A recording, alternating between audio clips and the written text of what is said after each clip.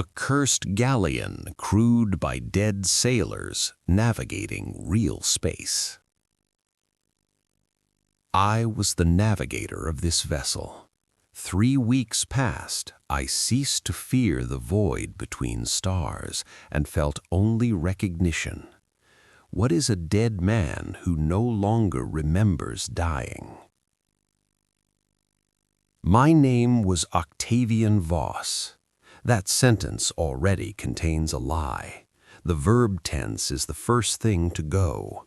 The present tense becomes an act of will, and then one morning the stubbornness simply is not there, and you find yourself conjugating your own existence in the past. I was the Master Helmsman of the Nacreous Wound, a rogue trader vessel, 3 kilometers of repurposed nightmare, a ship that had passed through the warp so many times its hull had absorbed something of that immaterial ocean into its very plating. Where standard vessels emerged from translation with minor Gellerfield scorch, the Nacreous Wound emerged with its hull weeping. A slow seepage of liquid darkness from the joins between hull plates. Temperature 2.3 degrees below ambient void. Chemical composition unresolvable. The crew called it the ship's tears. I called it beautiful. I had come to the ship 14 years before this log's commencement, a junior helmsman with a navigator's bloodline too thin for the great houses to want. I found the Nacreous Wound at anchor above Scintilla, walked its corridors for 6 hours before I could bring myself to leave, and returned with my single travel case to inform the captain I intended to serve until one of us ceased to function. The ship required navigation of a particular quality, not merely the calculation of transit vectors, but a constant, intimate negotiation with the vessel that had its own preferences. A helmsman who listened, who felt the 7 hertz vibration in the wheel travel up through their palms and settle in the base of their skull as information rather than sensation, would find the Nacreous Wound extraordinary. I was that helmsman. For 14 years I had achieved what I can only describe as conversation.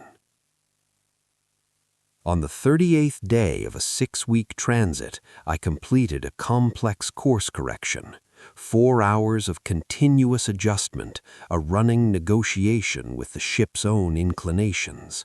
When we emerged, our heading was corrected to within 0.02 degrees of optimal. I stood at the wheel for 30 minutes after. The ship hummed. The void was still. I felt nothing. Transit day 38.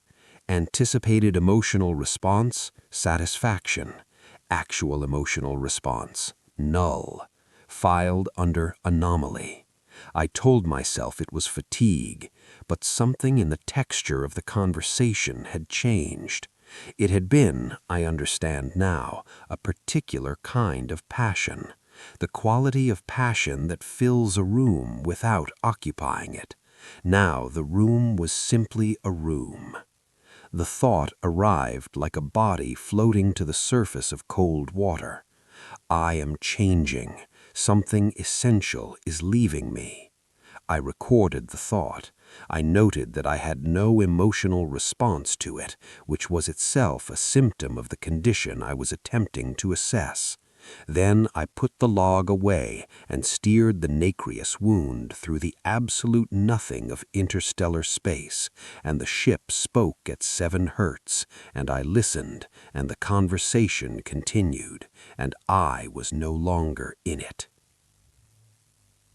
I went to the ship's library on transit day 51 with a hypothesis. I was not suffering from ordinary void service numbness.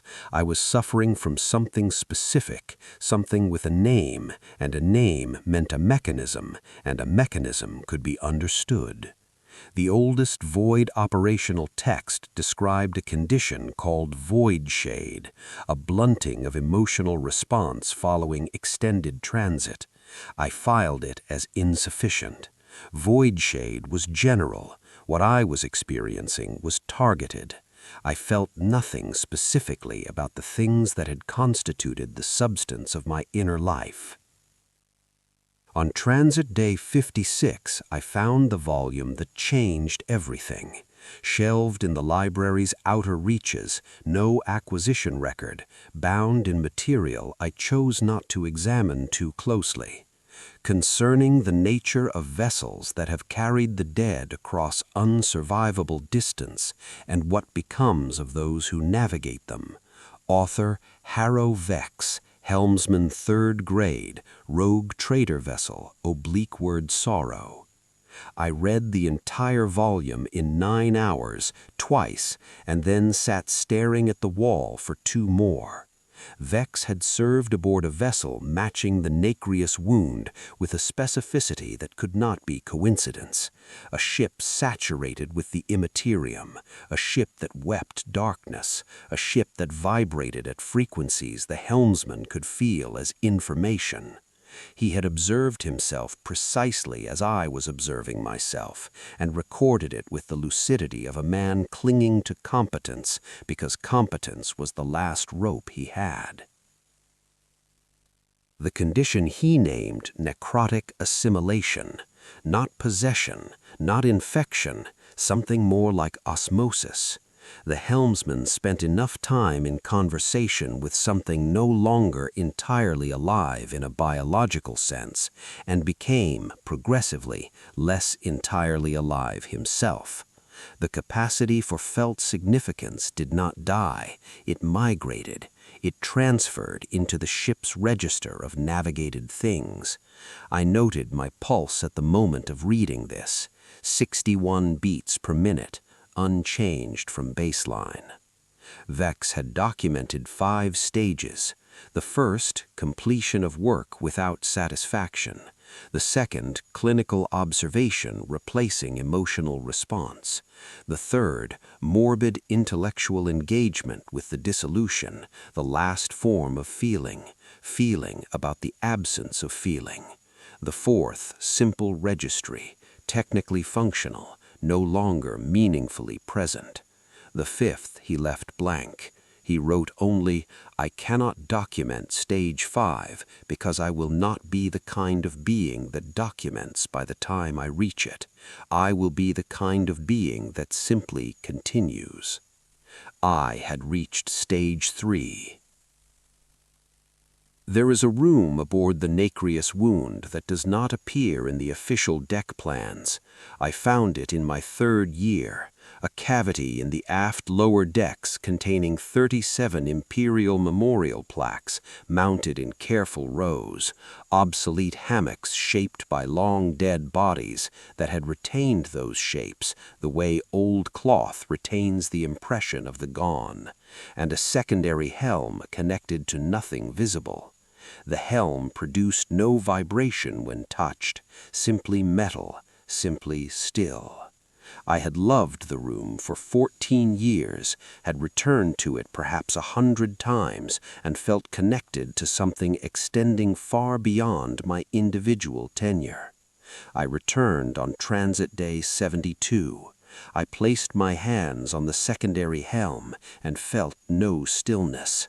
I looked at the plaques. 37 names: Aldrich, Fowrin, Mott, DeClave, Cinerath, and one I had always known, but now in this moment truly seen in context, Harrow Vex.